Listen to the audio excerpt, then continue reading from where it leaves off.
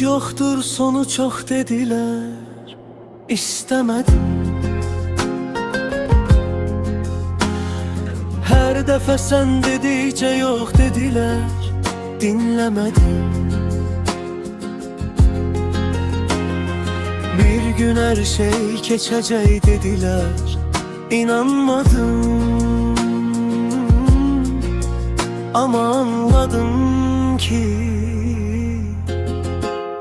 yollar bizi bağlamaz, giden hiç vakit ağlamaz. Geride kalan çok sevendirse o defteri bağlamaz. Yalana belə bağlanmaz, seven insan ağıllanmaz. Ardına belə bakmayan birine hiç vakt yaz saklanmaz. Yollar bizi bağlamaz, giden hiç vakit ağlamaz. Geride kalan çok sevendirse o defteri bağlamaz. Yalana belə bağlanmaz, seven insan ağıllanmaz. Ardına belə bakmayan birine hiç vakt yaz saklanmaz.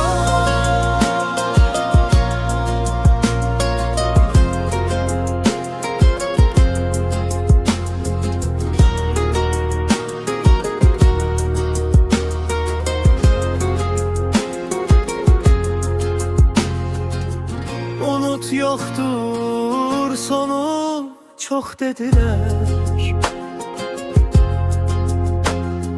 istemedim.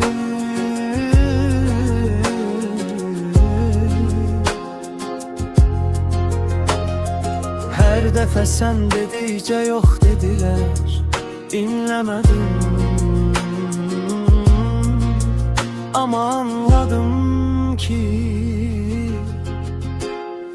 yollar bizi bağlamaz, giden hiç vakt ağlamaz. Geride kalan çok sevendirse o defteri bağlamaz. Yalana bel bağlanmaz, seven insan ağıllanmaz. Ardına belə bakmayan birine hiç vakt yaz saklanmaz. Yollar bizi bağlamaz, giden hiç vakt ağlamaz. Geride kalan çok sevendirse o defteri bağlamaz. Yalana bel bağlanmaz, seven insan ağıllanmaz. Ardına